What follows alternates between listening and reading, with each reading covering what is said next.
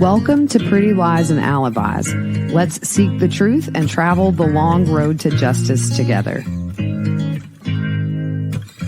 What you know, Alibis? Welcome to another episode of Pretty Lies and Alibis. I'm Gigi. It's good to see you here. It's Wednesday, October 9th. I tried to get this episode out yesterday, but our internet's still very spotty. There's been a lot of damage to the infrastructure here in Greenville for Spectrum, and it's just very choppy. I did this twice yesterday only to find that it cut out in parts. I sounded like a robot during half of it. So I gave up and hung out with Grammy, who's going to be here a couple of weeks more, by the way. She had a little more damage at her house than we thought. I have to say, I'm not sad about that. I wish she'd just move in here. Don't forget to hit subscribe, like that video, share it with people you think might be interested, and ring that bell if you want notifications of when I post content. Liking the video and subscribing are the two biggest ways you can help this channel to grow, and I certainly appreciate it. Just a reminder, Sarah Boone's trial has been delayed until next Monday due to Hurricane Milton. My thoughts are with everybody in the path of this storm. It looks to be a nasty one. I highly recommend you watch Ryan Hall, y'all, on YouTube. If you're in the path of this storm, they do an amazing job of keeping you up to date every second on what to expect in your area. So give him a follow. He does some great work. He also does amazing work after these hurricanes come through and getting aid to people in need. So check him out.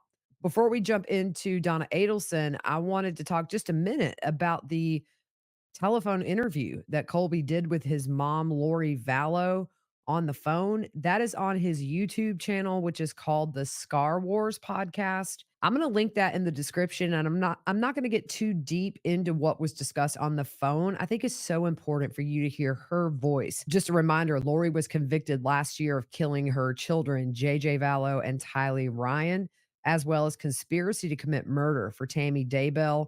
There were other charges in there as well. Chad Daybell also convicted this year, sentenced to death. Lori is currently in Arizona awaiting trial for conspiracy to commit murder for her fourth husband, Charles Vallow, the father of JJ Vallow, as well as the attempt on her ex-nephew-in-law, Brandon Boudreaux. This call is over an hour long, and it's just really hard to listen to. My heart really goes out to Colby. This call, by the way, was the first time in 4 years he has spoken to his mother. A couple of things that I did want to address is in the call, she says that Tylee killed JJ and then she self-harmed. We know that's crazy. We've seen the evidence. I've seen the evidence with my own eyes. Makes no sense because we know JJ was seen on a Ring camera a couple of weeks after Tylee had been killed and Alex was pinged on that property. But this is her reality or what she's convinced of. In the call, Lori says, what if Tylee was holding JJ down and trying to get him not to scream and be loud in an apartment? What if she held him down too long and realized afterward what she had done? When I came in on that scene and they were gone, I thought Tylee did it to get back at me. I thought it was all my fault. I thought she was mad at me, and that's what happened. Lori goes on to say that she left the room and said someone else took care of the bodies. She did not specify who, but she said, when I found my little precious babies, there was no bag, there was no duct tape. There was nothing like that. They were just gone. Anything that was done was after the fact, long after the fact. She also told Colby not too long after Tylee was killed, Tylee came to her and apologized for being such a brat. That made my blood boil, y'all. Colby does call her out and says the evidence he's been shown says otherwise. But Lori says this has all been blown way out of proportion. And when you listen to this call, you see how Lori is still absolutely unwavering in her belief system. She is still convinced she's on a mission from God. And I mean, this is all these years later. She is all in. She also talks about what she does in prison. So give it a listen, give Colby a follow. And man, just really no words for that. Before we jump into Donna, I just want to take a moment to acknowledge that today would have been Dan's 52nd birthday. My thoughts are with everybody who knew and loved Dan. Well, Donna Adelson, she has no attorneys. That's right. The judge removed what remaining attorney she had in a filing, and we're going to read through that. But there were a couple of filings that came before this ruling that I have not gone over on the podcast. So let's just look at those real quick. On September 10th, the state filed for an exhibit, which was a jail call enhancement. There was another filing on September 30th. This was for a search warrant for Charlie's Google accounts for the Gmail address Charles Adelson at gmail.com. This is to include all subscriber information, such as names and addresses, the date the account was created, the account status, any alternate email addresses, registration from the IP, the date the IP was registered, the IP history, the last known IP address, the contents of any emails from Charles Adelson at gmail.com to include drafts, sent items, deleted items, and any other information or email items related to the previously listed accounts. On October 4th, Donna's attorneys filed a motion to seek a written order and or clarification of the court's September 17th ruling on future counsel. That filing says number 1, on September 17th, 2024, the court granted Attorney Rashbaum's request to withdraw and conducted an in camera examination of Rashbaum and remaining counsel Alex Morris to determine who could cross Charlie Adelson if called by the state at a future trial. Number 2, after the in camera examination, the court pronounced the court has concluded its in camera hearing with former counsel and remaining counsel, Mr. Morris. Mrs. Adelson, pending. If you choose to hire additional counsel or just reset the trial date, you will certainly be able to work with Mr. Morris as your attorney in making that decision. But the trial is going to be continued. Number 3, Mr. Morris is and shall remain lead counsel in accord with Mrs. Adelson's wishes. Adam Commissar has been retained by Mrs. Adelson as co counsel to Mr. Morris. Preceding counsels for the defendant are seeking clarification of the court's ruling regarding A, Alex Morris's ability to cross examine Charlie Adelson at a future trial, and B, any limitations that exist on Alex Morris's ability to share information with Mr. Commissar as co counsel or any other future co counsel. The court's offer to Mrs. Adelson to proceed with Mr. Morris as sole counsel appears to reflect a finding that Mr. Morris was appropriately walled off from Mr. Rashbaum's former client and is free to conduct cross or share information freely with the new co counsel. Counsel seeks this clarification as an officer of the court, seeking both to protect the judicial process and allow for accurate future trial scheduling based on the division of workload. They asked the court to enter an order further clarifying that ruling. So, October 7th, on Monday, there was an order to disqualify defense counsel. So, let's read through this order that was put in. The court, having considered the record developed on September 17th, including the positions of each party, the relevant legal authority, and otherwise being fully advised, finds as follows. The withdrawal of attorney Daniel Rashbaum became necessary when he engaged in a conflicted representation, falling short of the ethical obligations for members of the Florida bar. It goes on to say, upon further consideration of the September 17th record and the in camera proceedings with attorneys Rashbaum and Morris, a sufficient ethical wall was not established. Now, there's a footnote to this that says on September 17th, 2024, the court pronounced the defendant could work with Robert Morris in choosing to hire additional counsel or resetting the trial date.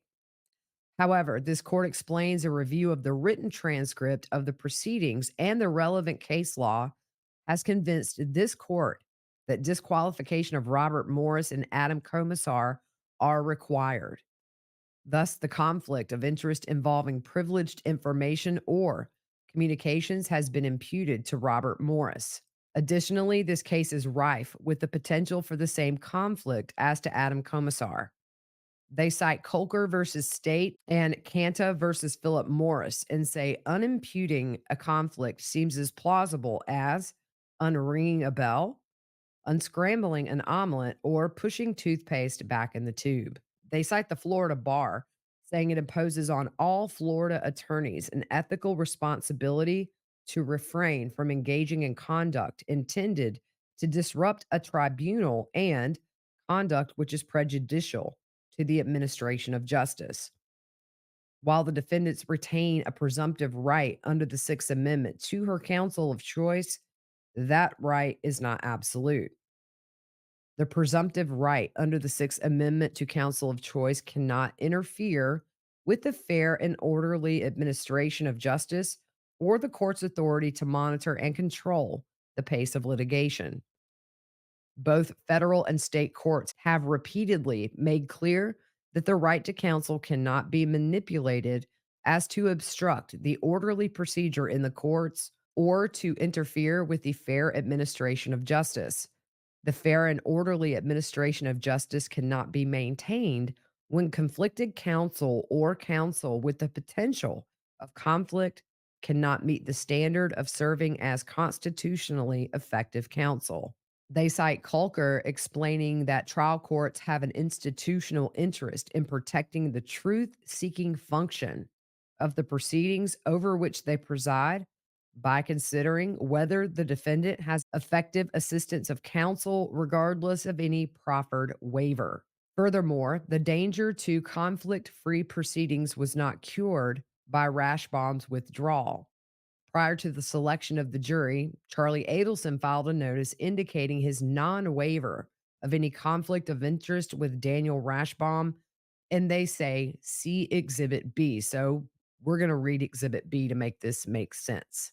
Exhibit B says, is Charles Adelson's notice that he is invoking his Sixth Amendment rights as to his former counsel, Daniel Rashbaum, and he does not waive the conflict of interest regarding his attorney client communications with Mr. Rashbaum.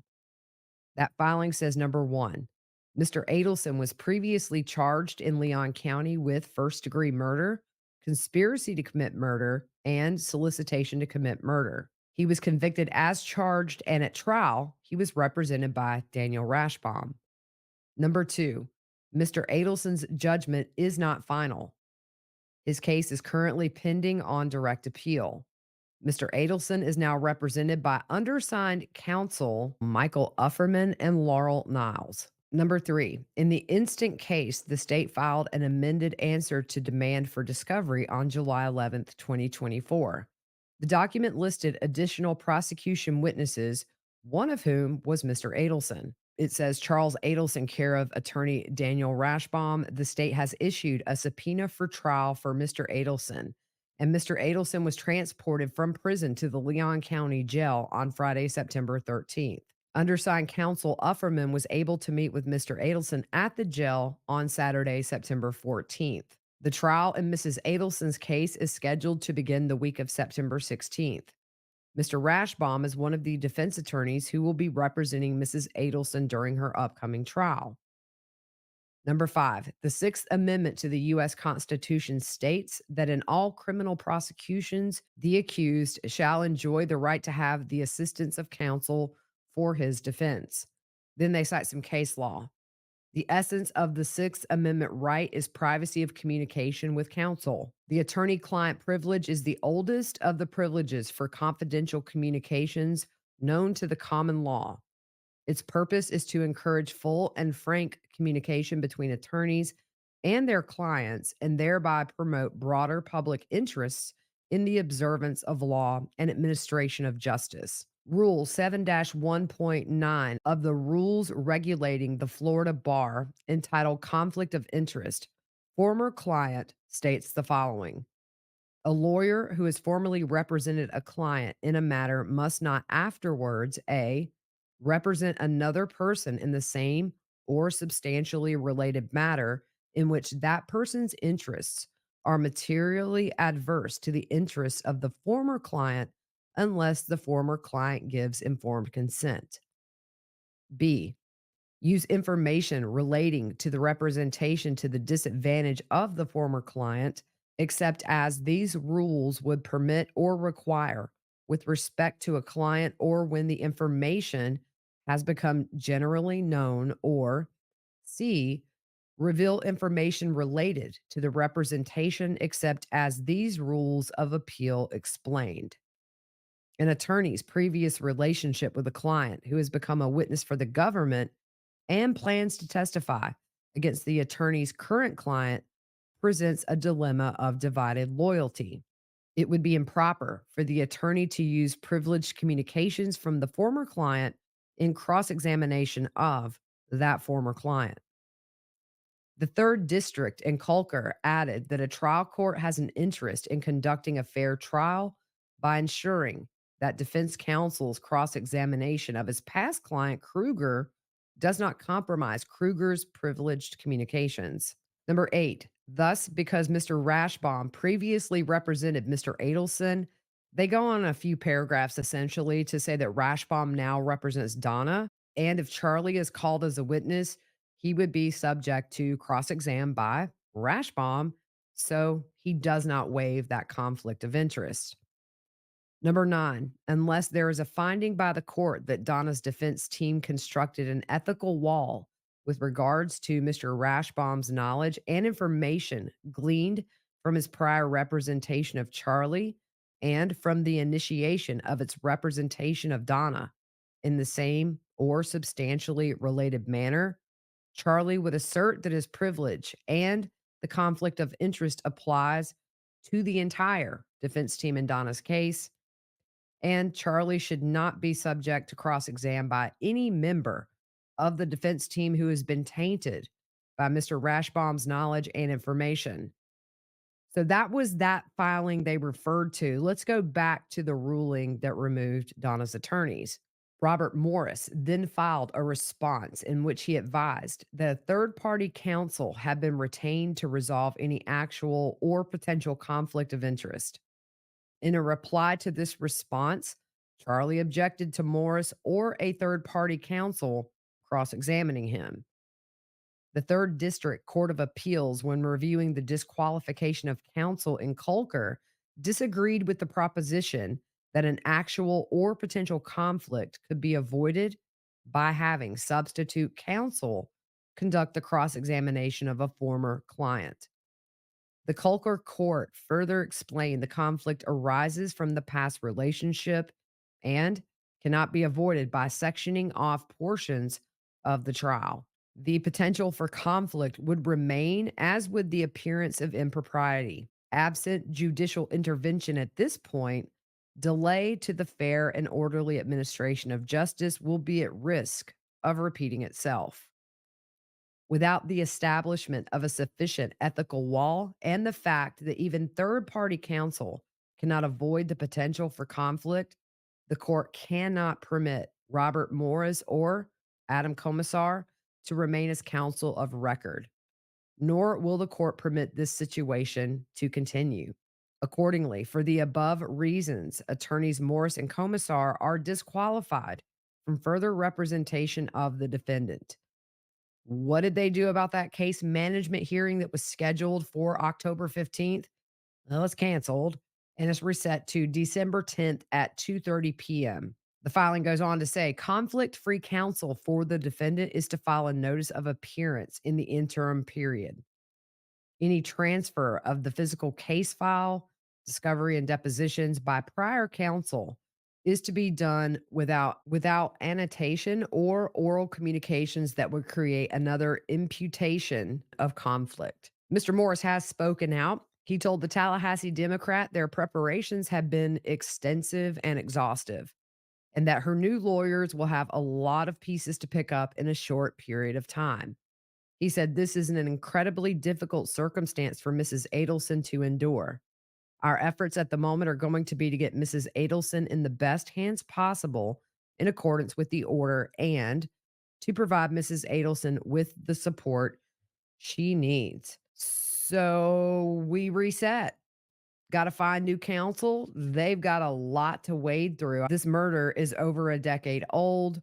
We have had other trials that resulted in convictions. There is a mountain of evidence and discovery for these new attorneys. I think we'll be lucky to have a trial by summer next year. If then, I just don't know. But she's eager to go to trial.